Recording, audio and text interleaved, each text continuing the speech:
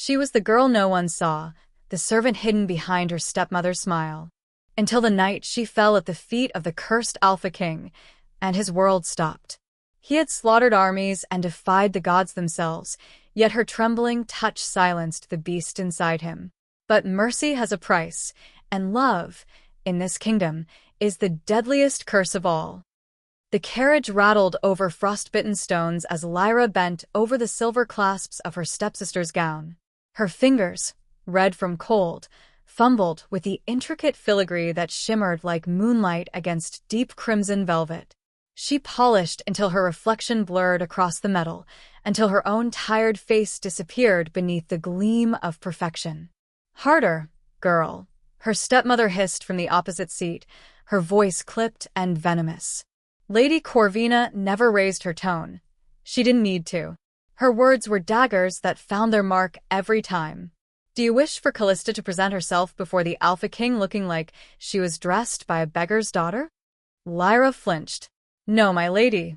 The carriage smelled of lavender oil and expensive fear. Callista sat between them, demure and radiant as always, her pale gold hair pinned with moonstones, her eyes the blue of a clear winter sky. She touched Lyra's wrist gently. "It's perfect already," she murmured, her voice soft and kind. "Thank you, Lyra." Kindness. It cut deeper than cruelty ever could. Corvina sniffed in disdain. "You may thank her later, darling. We've far more important things than gratitude. The king will be present tonight. Remember that." The king. The name alone drew silence into the carriage. King Aldrich of the Northern Moon Court, the cursed Alpha whose power had carved empires and whose wrath had leveled cities. It was said his wolf was half-shadow, born from a broken bloodline. No one spoke his name lightly. Outside, the forests of the north thickened, skeletal pines reaching toward a bruised sky. Snow fell in lazy spirals, blanketing the world in deceptive calm. In the distance, the distant silver glow of the moonlight summit flickered, the grand festival where every noble house sent their daughters, hoping one might be chosen as the Alpha's consort. Lyra's heart thudded painfully. She wasn't there to be chosen. She was there to serve. Her father's death had seen to that. When Corvina married into the remnants of House Thorn, she brought her wealth and her venom. Lyra, the daughter of the former lady of the house, was reduced to servant, invisible, tolerated only as long as she was useful. The wind outside howled, shaking the carriage. Corvina adjusted her furs and fixed Lyra with an icy stare. "You will remain at the back," she said. "You will not speak unless spoken to. You will not draw attention to yourself. And for the love of the moon, you will not look the Alpha King in the eye. Do you understand?" "Yes, stepmother." "Good." Corvina's painted lips curved into a cruel smile. "Disgrace is a disease, child. Try not to spread it tonight." The carriage jolted to a stop. Lyra caught her reflection once more in the clasp she'd just polished.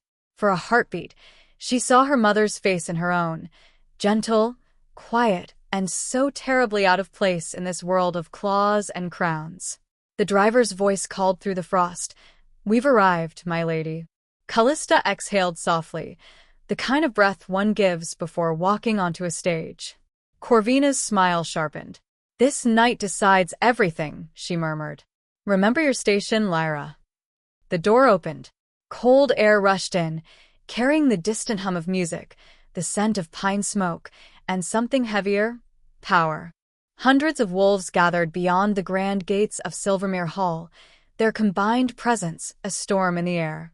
Lyra followed behind them, her steps muffled on the snow-dusted path, her simple gray dress a ghostly blur in the sea of silk and jewels.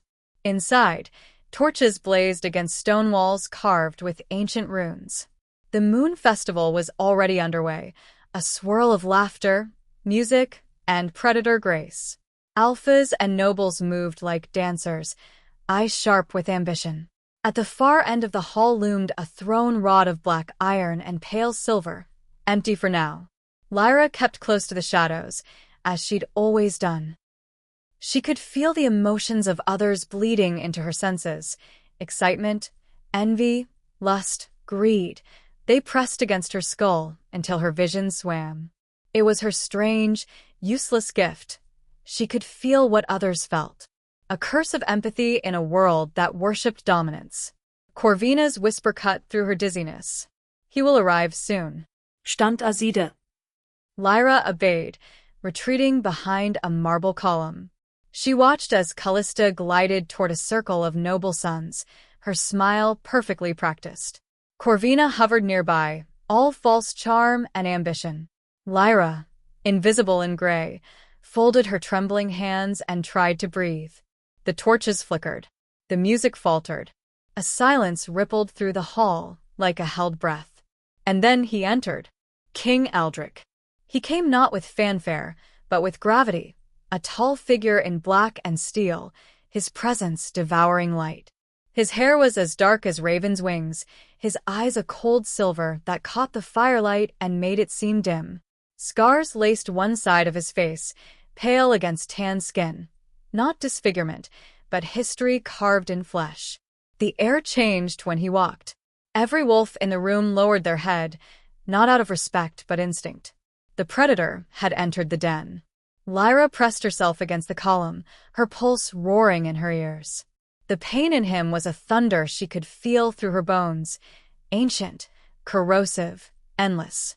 She couldn't look away. Corvina's hand shot out, grabbing Lyra by the wrist.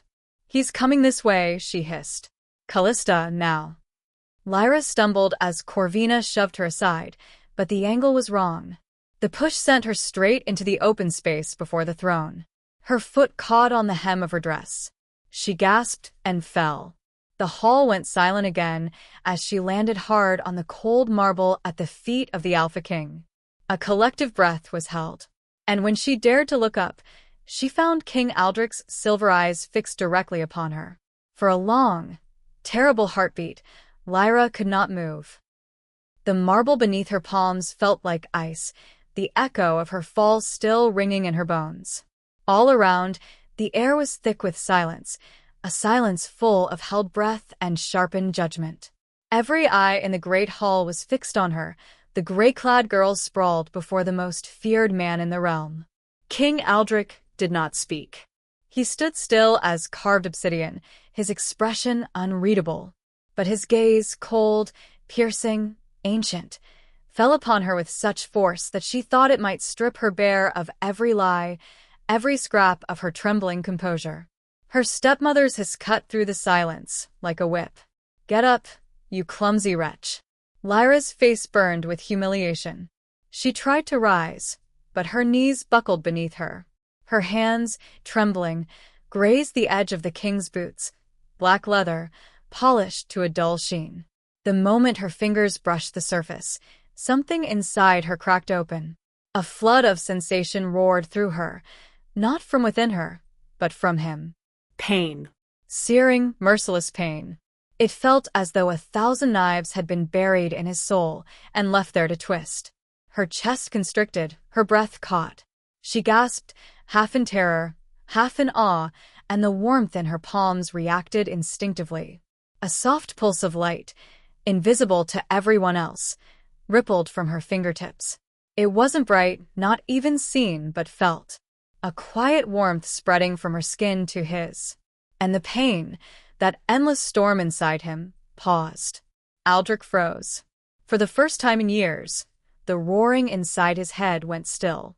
The curse that burned like molten lead in his veins went quiet. The fire that had devoured his sanity retreated, leaving behind a stunned silence. He looked down. The girl at his feet was no noble debutante, no polished predator's daughter. She was small, fragile, dressed in a servant's gray. Her dark hair had come loose from its braid, spilling like ink over her shoulder. Her eyes, wide and terrified, were the color of amber caught in sunlight. And her touch. He felt it. "Rise," he said, his voice a low rumble, rough with disuse. Lyra hesitated, too frightened to obey. She thought she must have misheard him. But then the king, the shadowed alpha of the north, bent down and extended a gloved hand toward her. Gasps rippled through the room. No one touched the king. No one approached him. He had torn apart men for lesser trespasses. "Your Majesty," began a voice from the crowd, but Aldrich's head turned slightly, silencing the speaker without a word. "On your feet," he said again. Lyra's throat was dry. She placed her shaking hand in his, her skin dwarfed by his calloused palm. The moment their hands met, that strange pulse returned, a shimmer of calm, warmth, something impossibly alive. He drew her up effortlessly, his gaze never leaving her face. For the briefest instant, his gloved thumb brushed against her knuckles. The contact sent another wave of stillness through him, small, fragile, yet enough to quiet the restless beast that always clawed beneath his skin. He hadn't felt peace in 10 years. And now, in front of the entire court, a girl with trembling hands and downcast eyes had given it to him. Aldrich released her only enough to stand beside him. The hall was so quiet Lyra could hear the crackle of the torches. "Your name," he said, still holding her hand. "Lyra," she managed, her voice barely audible. "Lyra," he repeated, the syllables foreign and soft on his tongue. He turned, still keeping her close. "You will walk with me." Her heart stuttered. She tried to protest, but the king was already moving forward, and with him, so did she, her hand still in his. The crowd parted like a tide before them, nobles bowing low, their whispers hissing through the air like serpents. Lady Corvina's painted smile had vanished. Her eyes were daggers, her knuckles white where they clutched her fan. Callista, pale and shaken, stood frozen among the guests, helpless to intervene. Lyra could feel their fury burning behind her back.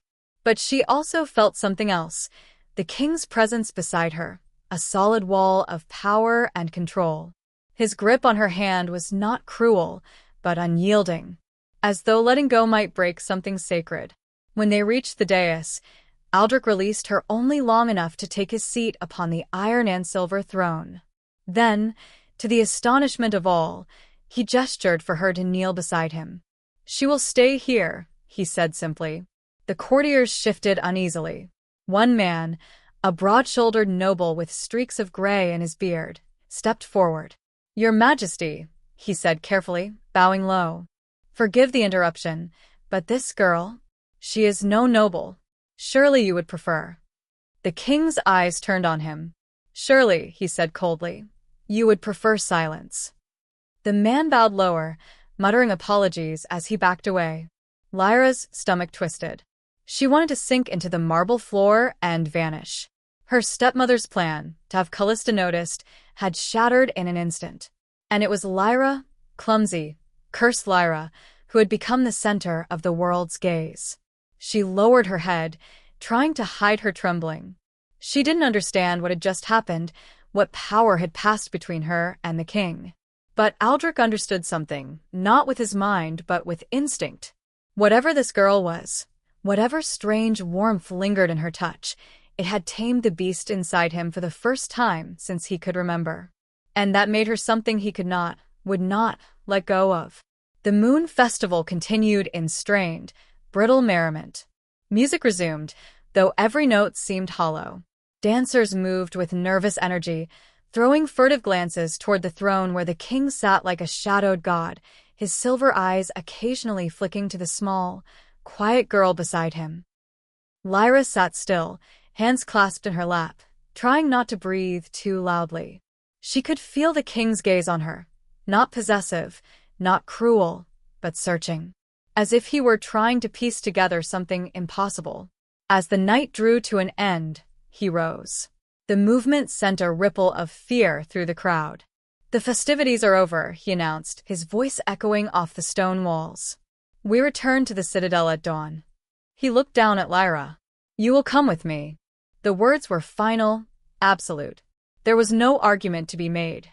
And just like that, Lyra's world, the quiet servitude, the endless shadows, shattered. She had been invisible her whole life. Now, before the eyes of the entire Moon Court, the Alpha King had taken her hand and claimed her presence beside his throne. And there would be no going back. The journey north lasted 2 sleepless days. Lyra had been placed in a smaller carriage that followed behind the kings, guarded on every side by armored wolves whose silence was more oppressive than any threat. The world outside the frosted glass blurred from pine forests into mountains so tall they pierced the clouds, their peaks catching the dying light of the moon. Each mile carried her further from everything she had ever known. Every heartbeat reminded her of the impossible thing that had happened.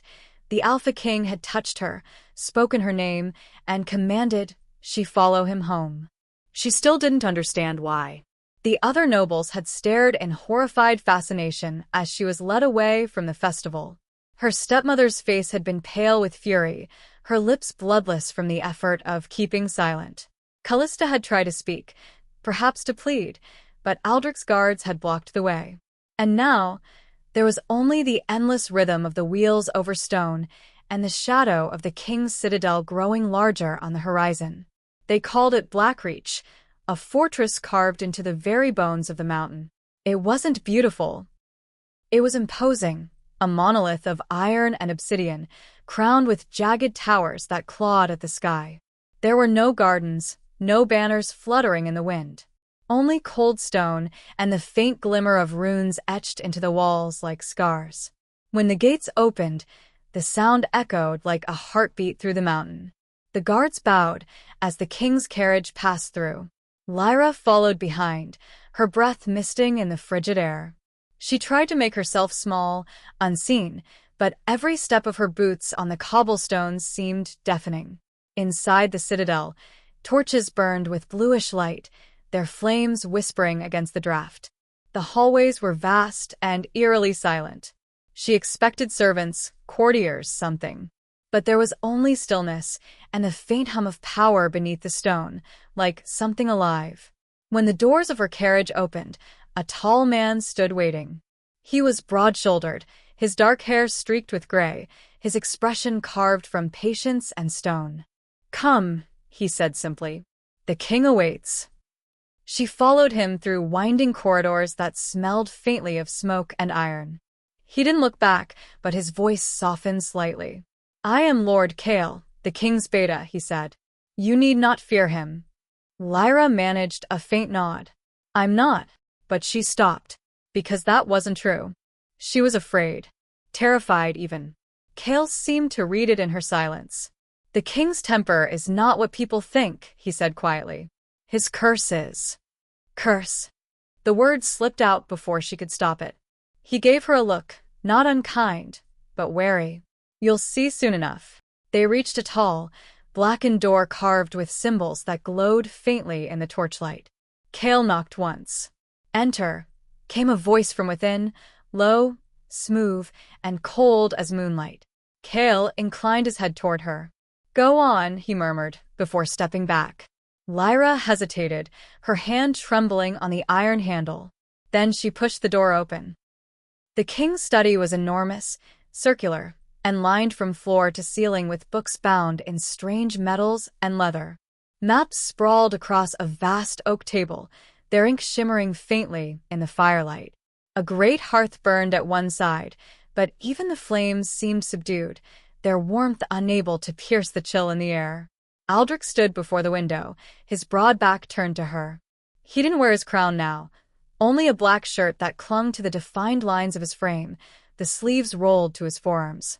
Without his armor, he looked less like a legend and more like a man, a dangerous one. "Your Majesty," Lyra whispered, lowering her head. For a moment he said nothing. The silence stretched until she began to wonder if she'd made a mistake by speaking at all. Then, "Come closer." His voice was the same as it had been that night, deep, steady, carrying the quiet weight of command that tolerated no disobedience. Lyra took a step forward, then another. The carpet beneath her feet muffled the sound, and yet it felt as though the entire world was holding its breath with her. When she was close enough to see the pale reflection of the fire in his hair, he turned. The sight made her heart stumble. The left side of his face, so stark and composed beneath the crown, was revealed fully in the flickering light. Scars, silvery, jagged, some old, some fresh, traced from temple to jaw. But it was his eyes that drew her breath away. One was silver, cold and bright. The other, the right one, gleamed faintly with a strange dark light, as though a shadow moved within it. "You're afraid," he said. Not as a question. As a fact. "Yes," she whispered. Then, after a pause, "But I don't know if I should be." He studied her, his expression unreadable. Then, to her shock, he smiled, faintly grimly. "An honest answer. You'll find that rare here." Her pulse raced. "Why am I here, my king?" A muscle in his jaw flexed. He took a step closer, and she caught the faint scent of smoke and cedar that clung to him, and something darker beneath it, like ozone before a storm. "When you fell," he said, voice low, "you touched me." Her breath hitched. I didn't mean." "I know." His eyes sharpened. "But when you did, the pain stopped." Lyra's mind reeled. Pain. He looked down at his hands, flexing them slowly as if remembering the sensation. "I am cursed," he said finally, voice flat. "My blood burns. My body endures, but my soul," he gave a hollow laugh. "My soul is ash." Lyra's chest tightened. Without thinking, she whispered, "I felt it." Aldrich's gaze snapped to her. The air between them seemed to vibrate. "You felt it." Her hands trembled. "I don't know how to explain. I feel other people's emotions, their anger, fear, sorrow. I can't stop it. When I touched you, it was as though all your pain poured into me." She looked away, ashamed. "I'm sorry if that's—" "Don't," he said, cutting her off sharply. "Don't apologize." He reached up, tugging at the glove on his right hand, exposing the scars beneath. The skin was marred, faintly glowing beneath the surface, as if embers still burned there. "Touch me again." Lyra froze. "My lord." His eyes were steady. "I need to know." Her heartbeat thundered in her ears. Hesitantly, she lifted her hand. The distance between them felt infinite. When her fingertips brushed the back of his scarred hand, the reaction was immediate. A soft pulse, a rush of warmth, radiated from her palm. The flickering dark light in his right eye dimmed slightly, the trembling in his fingers stilled. Aldrich inhaled sharply, eyes closing for a moment. A faint sound escaped him, not a groan of pain, but a sigh of relief, so deep it was almost reverent. Lyra wanted to pull away, but he caught her wrist, not cruelly, desperately. His thumb brushed over the vein on her wrist, where her pulse fluttered beneath his touch. "What are you?" he murmured. "I don't know," she whispered. "A mistake, perhaps." His grip softened. His gaze, though cold, held something like wonder. "No mistake brings peace." He released her slowly, as though afraid she might vanish if he moved too quickly. "You." He released her slowly, as though afraid she might vanish if he moved too quickly. "You will stay in Blackreach," he said, his tone shifting to command once more. "Near me."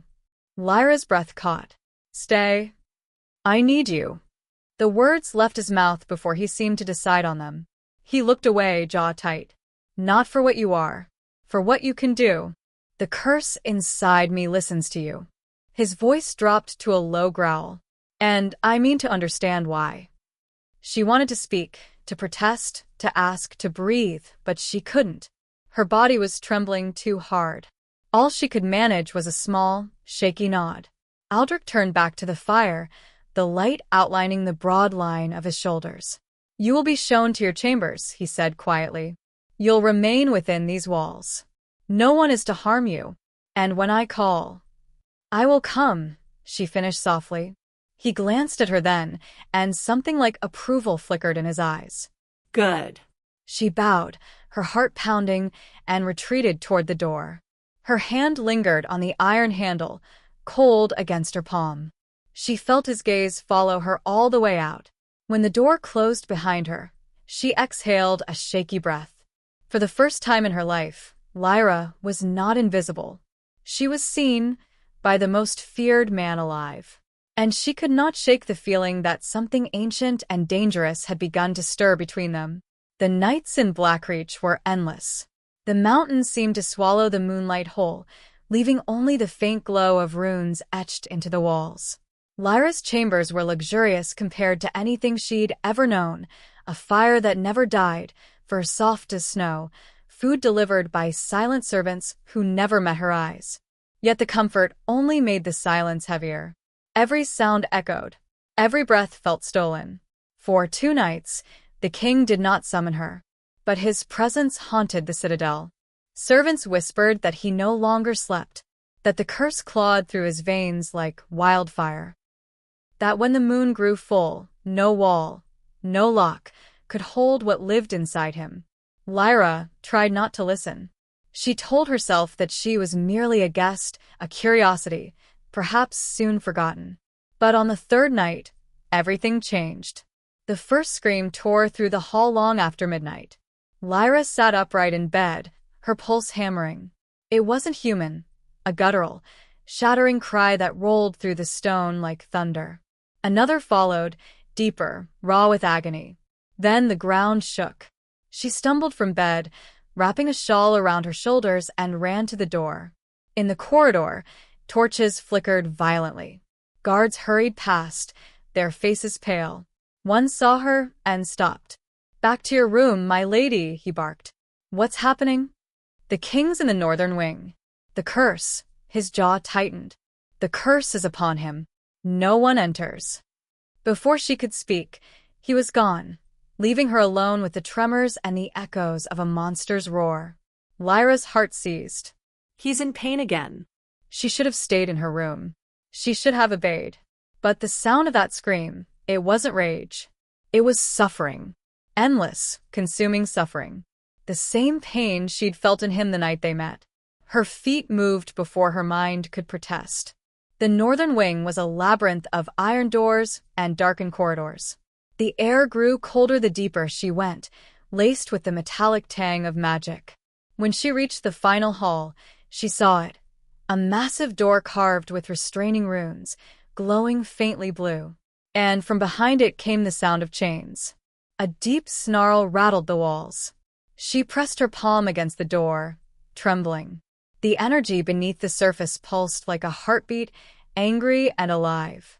Then, his voice, broken, raw, reached her through the wood. "Leave," he rasped. "Lyra, go." Her throat closed. "You know I can't."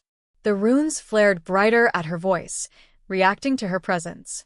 Something inside her, that strange warmth she'd felt before, stirred again, like a chord struck by unseen hands. There was a sound, the crack of breaking metal. And then silence. The air changed. A sudden gust of heat rolled through the corridor as the door splintered outward. Lyra threw up her arms, shielding her face from flying shards of iron.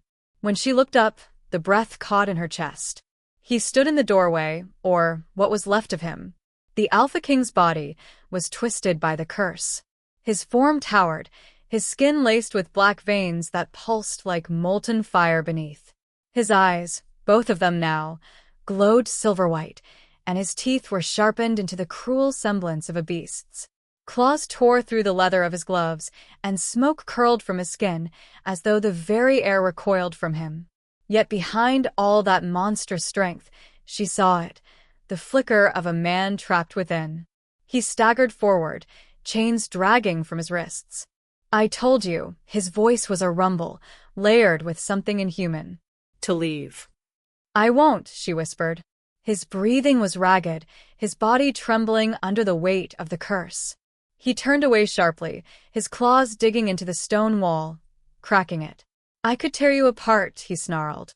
"Do you understand? The curse doesn't know you. It doesn't care." Lyra took a step closer. "Then let me remind it who I am." He froze. Before he could stop her, she reached out and pressed her hand to his chest. For a moment, nothing happened. Then, as before, light bloomed beneath her palm. The same soft warmth, golden and steady, spread through the darkness. His breath caught, a growl dissolving into something like a gasp. The veins of shadow receded slightly, the trembling in his body easing. Lyra's eyes filled with tears. "You're not a monster," she whispered. "You're hurt." Aldrich's eyes met hers. In that brief, fragile second, The beast inside him stilled completely. The sound of the chains falling silent was like the world exhaling. He collapsed to his knees. Lyra went with him, guiding his head against her shoulder. His skin was fever-hot, his body heavy with exhaustion. The scars along his neck glowed faintly red, then dimmed. "Every full moon," he murmured, voice hoarse. "It takes more of me." She brushed his hair back from his damp forehead. "What is it?" He drew a shaking breath. "A binding, old magic, carved into my bloodline centuries ago. The first king stole power from the gods, and they cursed his descendants. We're born wolves, but we die beasts. The curse grows until the man is devoured." His voice broke on the next words. "I thought I had years left." Her fingers tightened against him. "And when I touched you..." The curse recoiled. His head lifted, his silver eyes clouded with disbelief. "You silenced it." How? "I don't know." She swallowed hard. "But if I can stop your pain, then that's what I'll do." He stared at her, something raw and unguarded flickering behind his eyes. Fear, hope, need. His hand lifted hesitantly, his clawed fingers brushing her cheek. The touch was careful, reverent. "You're either my salvation," he whispered, "or the cruelest trick the gods have ever played." She held his gaze. "Then let's find out which." For the first time in a decade, the king did not end the night in screams. He slept, fitfully but peacefully, his head resting beside the fire, the monstrous form melting back into the man he once was. Lyra stayed beside him, too afraid that if she left, the curse might return. In the flickering glow, she saw not the Alpha King, not the legend, not the monster. Only a man haunted by the price of power and the strange, impossible bond that had begun to heal him. The morning after the king's transformation dawned gray and hushed. Mist curled along the battlements of Blackreach like restless ghosts, and the usual rhythm of boots, bells, and whispered orders was muted, as if the entire citadel was holding its breath. Lyra hadn't slept. She sat by the hearth where Aldrich had collapsed, her hands clasped tightly together.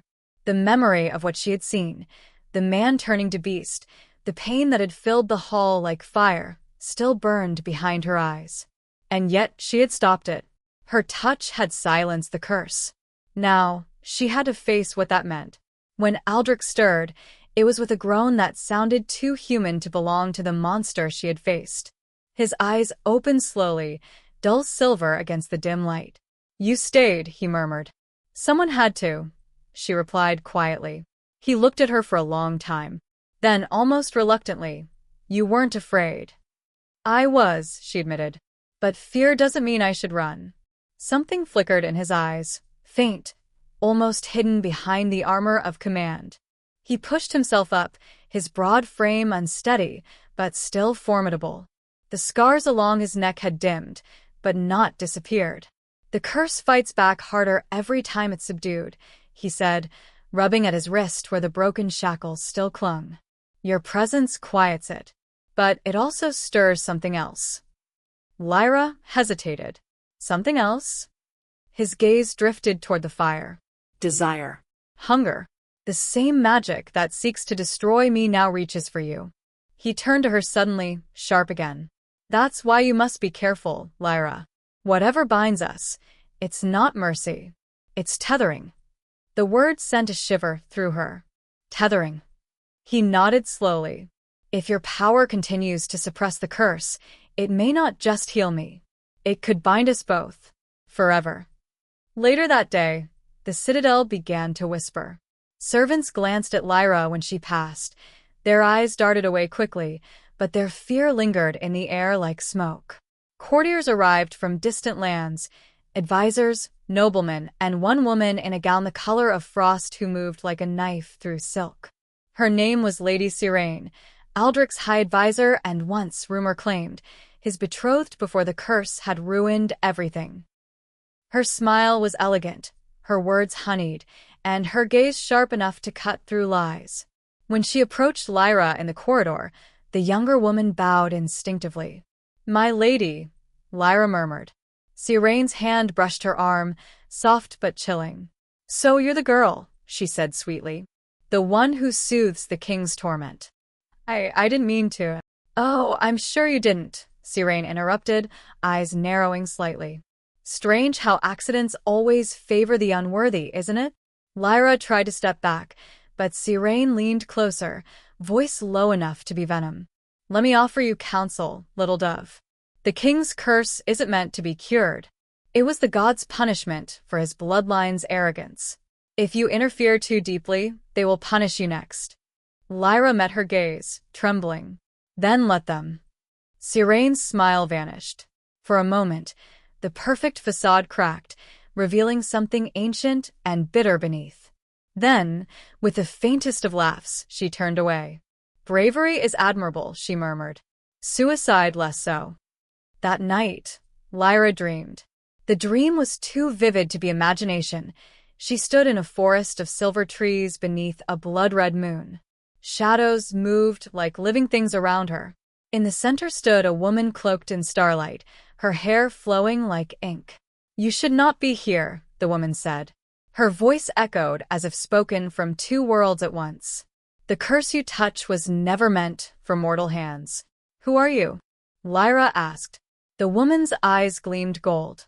Once, I was called the Lunarch, guardian of the wolf-blooded line. Your soul carries a spark of my magic, a fragment stolen long ago by the first Alpha King. Lyra's heart pounded. That's why I can heal him. Yes, the Lunarch whispered. But the more you use it, the more the curse will feed on you instead. It will seek to balance what it lost. Lyra stepped closer, desperate. Then what do I do? The goddess's gaze softened, almost pitying. When the final moon rises, he will be consumed. To save him, you must give the curse what it demands most. What does it demand? The Lunarch's voice fell to a whisper. A life for a life. Love for a throne. Then the forest dissolved into smoke, and Lyra woke with a scream. When dawn came, she found Aldrich waiting outside her door. He looked older, wearier, and somehow, as though he already knew what she had seen. You dreamed of her, didn't you? He said quietly. Lyra nodded, her throat tight. The Lunarch. She spoke of balance, of sacrifice. Aldrich's jaw clenched. She always does. I've seen her too, in the curse's visions. The gods never give without taking. He took a slow breath. Lyra, if the day comes when this curse demands your life, you run. Do you understand me? She looked at him, eyes shimmering with something fierce and unyielding. I can't run from what I am, my king. For a moment, neither spoke. The firelight between them flickered like a heartbeat. And deep beneath the citadel, in the old vaults where runes had been sleeping for centuries, something stirred, a faint echo of the same golden light that lived in Lyra's hands. The curse had felt her, and it was beginning to whisper her name. By the time the next moon rose, the entire mountain seemed to hold its breath. Lyra felt it long before she saw it, a tension, a humming in her blood that matched the tremor in the stone walls. Servants had been dismissed early, the outer gates locked, the torches in the high halls snuffed to half-light. Only the elite guard remained, watching the sky with unease. The king had retreated to the lower sanctum, a chamber built when Blackreach was still a temple, its floor engraved with circles of silver and ash. It was here, Cale explained, that the curse could be contained, if the king's will held. Lyra waited outside the iron doors, her pulse beating with the rhythm of the runes. She'd promised Aldrich she would not interfere again.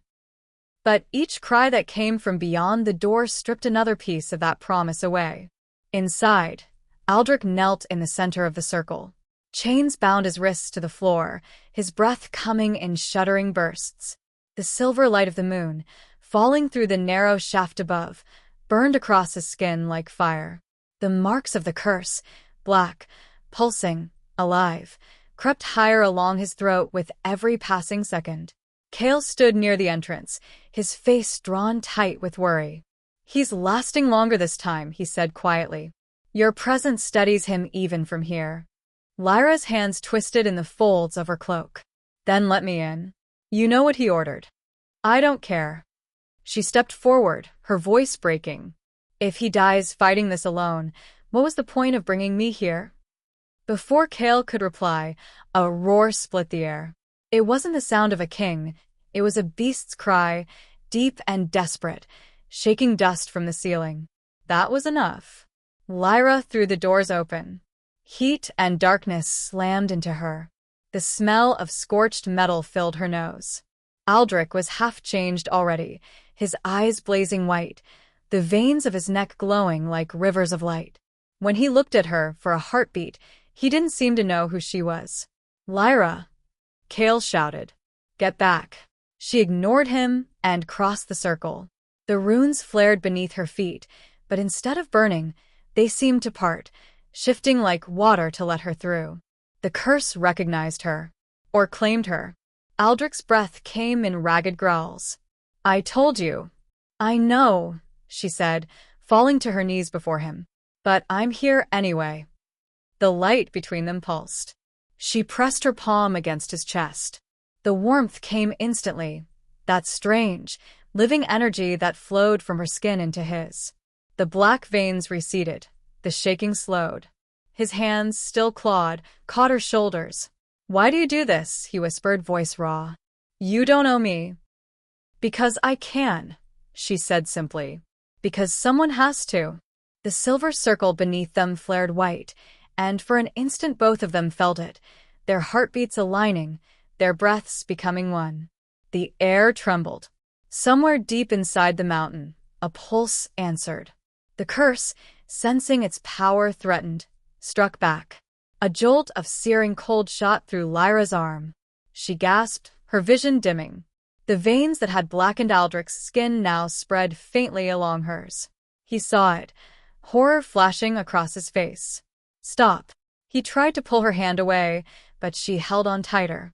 "If I let go, it'll kill you," she breathed. "Then it will take you instead." "I don't care." The energy surged again, a clash of fire and frost, pain and light, until finally, with a sound like the breaking of glass, the runes went dark. Silence. Lyra slumped forward, caught in Aldrich's arms. The curse's light had vanished, its grip broken for now. But her skin was marked, faint silver lines tracing her wrist, identical to his. He held her close, shaking. "You've bound yourself to me," he murmured. "A blood pact. The curse has shared its mark." Lyra's head rested against his chest, her voice barely a whisper. "Then we'll share its burden."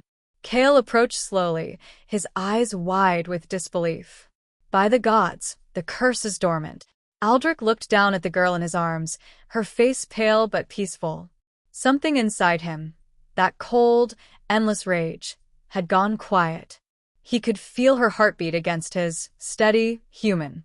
He turned to Kale. "Tell no one of this." "But the court." "Tell them the curse sleeps," he said. "They'll think I've mastered it. Let them." Kale bowed and left them alone. When they were alone, Aldrich brushed a strand of hair from Lyra's face. "You shouldn't have come." She managed a weak smile. "You're welcome." He let out a breath that might have been a laugh, might have been a sob. "Foolish girl," he whispered. "Do you realize what you've done?" Her eyes opened slowly. "Tied myself to a cursed king. Seems I'm consistent with poor decisions." He looked at the faint marks now mirrored on both their wrists, twin threads of silver and black, pulsing faintly in unison. "It's more than a tie," he said quietly. "Our lives are one now. If the curse takes me again, it will take you with it." She met his gaze, unflinching. "Then we'll fight it together." For a long time neither spoke. The fire dimmed. The storm outside passed. In the hollow stillness that followed, Aldrich realized that for the first time in years, he wasn't entirely alone inside his own skin. At dawn, Lyra awoke to find the king still watching her. The first light of morning caught the silver on their wrists. It gleamed like a promise or a warning. "From this moment," Aldrich said, his voice low but resolute, "you are part of my bloodline. The court will never accept it. I wasn't born to please the court." He looked at her, something close to awe softening the hard lines of his face. "Then the gods help them all," he said, "because I won't let them touch you."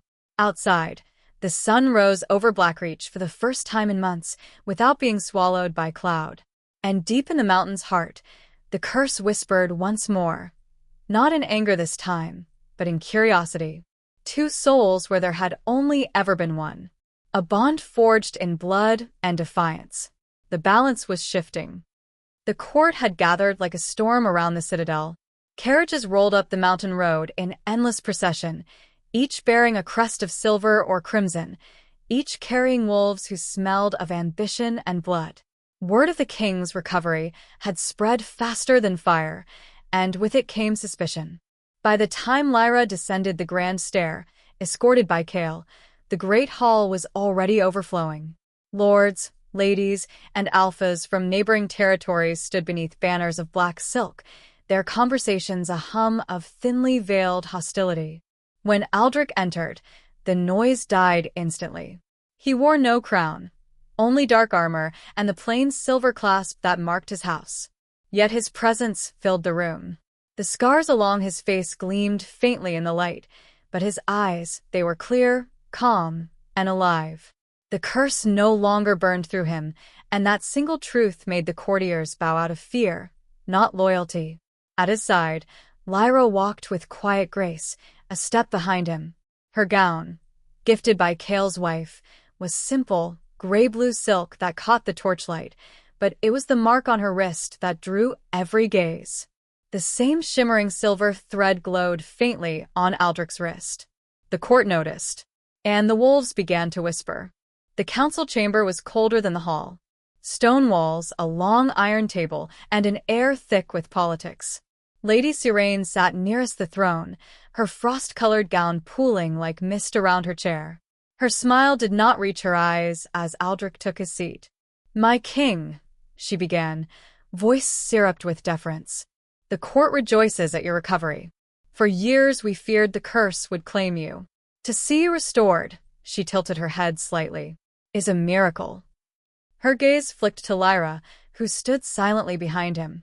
"Though I confess, I did not expect the miracle to take such a shape." A few nobles murmured in approval, quiet, poisonous laughter that made Lyra's stomach twist.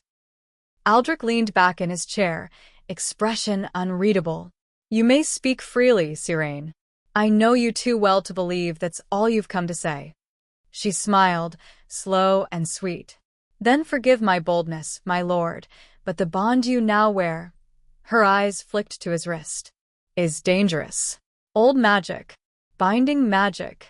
We all saw what the curse did to you. Who's to say it won't spread through her, or worse, through you again?" Cale bristled. "The king is stronger than ever. The bond stabilized his power."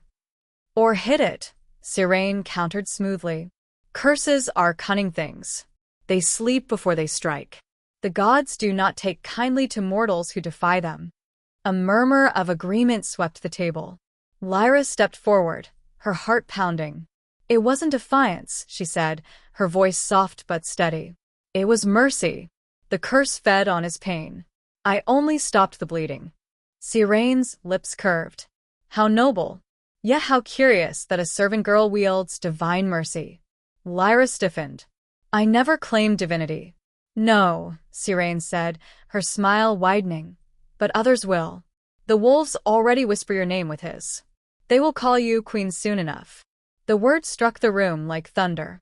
Aldrich's eyes snapped to Sirene. "Enough." She bowed her head, but her voice remained calm. "I mean no disrespect, my king. Only caution. The realm remembers what happens when kings lose themselves to love." Her gaze lingered on Lyra a moment longer before she rose, skirts whispering against the stone. "If you would permit, I'll take my leave. The moon sets early tonight." When the doors closed behind her, the silence that followed was heavier than before. That night, Aldrich stood on the balcony of his chamber, watching the moon sink behind the peaks. The wind was sharp, the kind that tasted of snow. "She'll move against you," Lyra said from behind him. He didn't turn. "She already has. The council will meet again in 3 days. They'll demand proof that the curse is gone. And if I refuse, they'll use the bond as an excuse to call me unfit. They can't remove a king." "They can," he said softly, If the king is no longer a man, Lyra stepped closer. Then we'll show them. He turned to her, finally, and for the first time she saw weariness behind his composure, the weight of centuries pressing on his shoulders. You still don't understand, he said. They'll never see you as one of them. To them, you're a reminder that power doesn't belong to bloodlines. You threaten the order they built. Then let it burn, she said quietly. He stared at her, something like surprise flickering in his eyes. Then, almost imperceptibly, he smiled. You sound like a queen, he murmured. Lyra flushed. I sound like someone tired of watching you bleed for people who don't deserve you. He took a step forward, close enough that she could feel the warmth of him against the cold air. And what if they come for you? Then they'll find you standing in their way. For a heartbeat, neither moved. The moonlight caught the faint silver thread on their wrists, and it pulsed once, as if echoing their shared breath. Then Aldrich reached for her hand. If the court wants proof of my strength, he said quietly, they'll have it. But if this bond falters, if the curse stirs again— It won't, she interrupted. Not while I'm here. He studied her for a long time, the line of his jaw tense, his eyes softening just slightly. You shouldn't make promises you can't keep. Then I'll keep it, she whispered. Even if it kills me. The wind caught her hair, and in the moment between breaths, Aldrich lowered his head until his forehead rested against hers. Not a kiss, not a claim, just the quiet recognition of something neither of them could name. You shouldn't be here, he said. I know. And yet, I know, she repeated, her voice shaking. He exhaled. Then stay. Outside, far below the balcony, a dozen cloaked figures moved through the fog. Siraine's spies, already spreading through the mountain like rot. The Court of Wolves had found its prey, and the hunt had begun. The days that followed were thick with tension, the kind that lived in walls and eyes, in footsteps that paused just out of sight. Lyra felt it before she saw it, the change in the air, the faint scent of iron and ash that marked dark magic awakening. Siraine was moving. Aldrich had thrown himself into council duties, desperate to prove the curse subdued. He received emissaries, signed decrees, met generals in the cold dawn. The court watched every breath he took, waiting for a crack in his composure. And through it all, Lyra stood behind him, silent, a shadow bound to his side. But the whispers had turned. The servant girl has bewitched him. The bond is unnatural. The king is her puppet now. Every word felt like a spark, and Siraine fed them carefully, unseen, until the hall itself felt ready to ignite. That night, a feast was held to celebrate the king's recovery. Lyra's gown was white this time, at Aldrich's request, a symbol of peace, he'd said. But she saw what he didn't, how the noble's eyes followed her, cold and calculating. Even Cale, loyal to his last breath, seemed uneasy. Halfway through the meal, a servant approached Aldrich's throne with a silver goblet. Lyra caught the scent before he could lift it, sharp, wrong, like rotted flowers. Without thinking, she knocked it from his hand. The goblet clattered across the marble. Aldrich's gaze snapped to hers, questioning.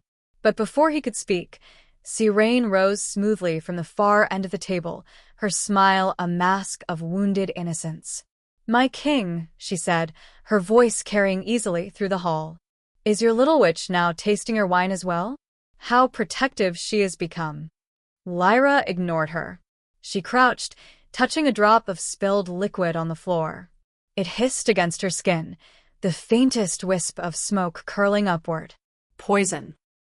Magical, ancient, and meant not to kill but to awaken. Aldrich rose from his throne. Enough. But Siraine was already moving forward, her pale eyes gleaming. You hide behind her, because she's the leash that keeps your curse at bay. Her tone was soft, almost tender. But leashes can be cut. With a motion too swift to follow, she drew a thin dagger from her sleeve and slashed it across her palm. The blood that fell to the floor shimmered black, not human blood at all. The torches flared. The runes carved into the pillars began to glow. Cale drew his sword, shouting orders. Guards surged forward, but the doors slammed shut with a crash that shook the chamber. Siraine's voice rose above the chaos, echoing like a hymn. By the blood of the moon and the first curse of wolfkind, I summon the balance ode. Break the tether and return the power to its rightful chain. The air split open. Aldrich grabbed Lyra and pulled her behind him, but the force that tore through the hall wasn't something even he could stop. Shadows burst from the floor, twisting into shapes. Wolves without flesh, all eyes and smoke. They howled in unison, a sound that shook Lyra's bones. The mark on her wrist burned. The bond was being pulled, stretched, strained, threads of silver light twisting from her skin toward Aldrich's. He staggered, clutching his chest. She's trying to rip it out, he ground out, voice hoarse. Lyra could feel it too, like claws raking through her soul. Her knees buckled, but she forced herself up. If she severs it, the curse returns. Siraine's laughter rang through the chaos. Then let it. Better a cursed king than one ruled by a peasant witch. Lyra's vision blurred. The floor cracked beneath her feet. Somewhere, deep within the storm of shadows, she heard the faint whisper of the Lunarka's voice, the same goddess from her dreams. The bond is balanced, the voice said. If they destroy it, both shall fall. Then help us, she gasped. Only if you choose to keep it. Lyra's breath hitched. Choose? Power always demands a choice. She looked up at Aldrich, on his knees, blood seeping from his nose, silver fire flickering in his eyes. At Siraine, standing in the center of the hall like a queen of ghosts, her hands raised to the moonlight. The world narrowed to that single heartbeat. Lyra tore her hand from Aldrich's grasp and stepped into the circle of shadows. Lyra, no. Aldrich roared, lunging toward her. But the magic threw him back, slamming him against the wall. She stood before Siraine, her white gown whipping in the storm of dark energy. You think you understand the curse, she said, voice trembling but clear. You think it belongs to bloodlines and crowns. But it doesn't. Siraine sneered. What could you know of it, child? Lyra raised her marked wrist, silver light spilling from her skin like water. That it's not a punishment. It's a promise, one your kind broke long ago. The light grew brighter, cutting through the shadow wolves like fire. Siraine screamed. Stop. Lyra took another step forward. You wanted to sever the bond? Then take it all. She pressed her palm against Siraine's chest. The explosion of light swallowed the hall. When the smoke cleared, the nobles were cowering beneath shattered stone. The torches had been extinguished, leaving only the faint glow of moonlight through the broken roof. Siraine lay on the ground, unconscious, her skin pale, her veins dark with the curse she'd tried to steal. Lyra knelt beside her, gasping for air. Her wrist was bleeding light, the mark burning brighter than ever. The bond hadn't been broken, it had deepened. Aldrich crawled toward her, pulling her into his arms. What did you do? She tried to speak, but the words came out like a whisper. I made a choice. His hands trembled against her back. You could have died. So could you. He looked at her then, truly looked, and for the first time, there was no distance, no wall, no crown between them. Just two souls, tethered by something greater than either could name. The hall around them was in ruins, the court scattered. But in that silence, in the faint pulse of their joined hearts, the curse lay still. And the king, once a creature of wrath and ruin, held her as though she were the only thing anchoring him to the world. Dawn broke cold over a broken kingdom. The storm from Siraine's sorcery had left half the citadel in ruin, towers split, windows shattered, the throne hall a scar of blackened marble. The fires had been extinguished, but smoke still curled from the stones. Aldrich stood among the wreckage, his jaw set, his hands streaked with blood that wasn't his. Behind him, the court waited. What was left of it? Lords and ladies bowed, but none dared speak. The wolves had seen power they couldn't understand, and it had frightened them. At the far end of the hall, Siraine lay imprisoned in silver chains. Her once flawless face was pale and hollow, her veins marred by the curse she'd tried to steal. Even bound, she smiled faintly when Aldrich passed. I wanted to free you, she murmured. And you chose your cage instead. Aldrich didn't look at her. No, he said quietly. I chose the one who held the key. He turned away, his cloak whispering over the cracked floor. Outside, Lyra waited. She was weaker now. The silver mark that had once glowed softly now burned like fire beneath her skin, spreading faint veins of light up her arm. Every time Aldrich reached for her, she tried to hide it, to pretend it didn't hurt. But he knew. He felt it too, the echo of her pain, carried through their shared bond. When she stood by the balcony that overlooked the ruins of the courtyard, she looked small, fragile, a flicker of color in the pale light of the mountains. They'll never accept me, she said quietly, not turning to face him. I don't care. You should. Her voice wavered. They see you as a god. They see me as your mistake. He moved closer, resting a hand on the railing beside hers. You think I built this kingdom because they approved of me? I built it because no one else could. Let them whisper. She smiled faintly, though it didn't reach her eyes. You can't protect me from everyone. He turned her gently to face him. I can try. For a moment, there was peace, the kind that lives between words. But it was brief. Because the mark on her wrist pulsed again, harder this time. She gasped, clutching her chest, and the silver light spread across her skin like wildfire. Aldrich caught her as she fell. Lyra. Her body convulsed once, then stilled. Her eyes opened, but they glowed with silver light, the same light that once burned in his during his worst transformations. He felt it instantly, the curse shifting inside her. It was no longer content to whisper. It was claiming. They laid her in the healing chamber beneath the citadel. Kale summoned every priest, every scholar, every mage still loyal to the crown. None could explain what was happening. The bond reversed itself, one whispered. When she struck Sirene, she took the curse into her body.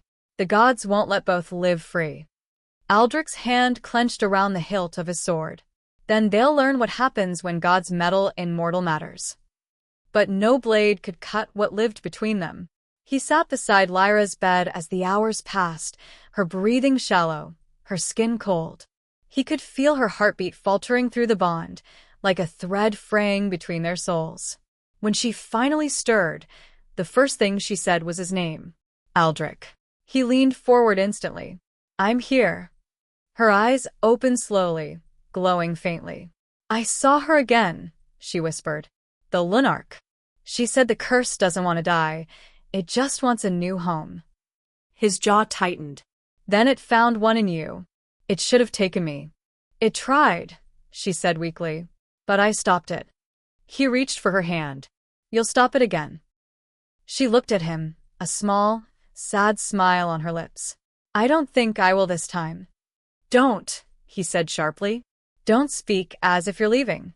Her thumb brushed his hand. You once said the curse devours the man until only the beast remains. Maybe it's different for me. Maybe it'll devour everything, except you. Lyra. But she was already slipping again, her body trembling with each breath. The mark on her wrist flared bright, connecting to his own, and he felt it, the pull of her soul tugging at his. It was then he understood. The bond was breaking not because the curse demanded it, but because Lyra was giving it back, shielding him with the last of her strength. No, he whispered, gathering her in his arms. You can't take it alone. Do you hear me? She smiled faintly, eyes half closed. We made a pact, remember? He pressed his forehead against hers. Then I'll follow you wherever it leads. That night, as snow fell over the ruins of Blackreach, the king vanished. At dawn, the guards found the throne room empty, only 2 sets of footprints leading out through the courtyard and into the mountains. The mark of the bond still glowed faintly on the marble floor, fading like embers. Kale found no body, no crown, no proof of death. Only a single silver thread lying where the moonlight touched the stone. The court called it madness. The poets called it devotion. The priests said it was divine retribution. But those who lived near the mountain swore that, on nights when the moon was full, They could hear two voices in the wind, one deep and broken, one soft and bright, whispering to each other in the language of wolves. The world she woke to was not the one she'd left. No mountains, No citadel. no cold, only endless silver light, stretching across a still lake that reflected a moon too large for the sky. The air was silent, untouched by breath or wind. Lyra sat up slowly. Her gown, the same she'd worn that final night, rippled as though caught in invisible water.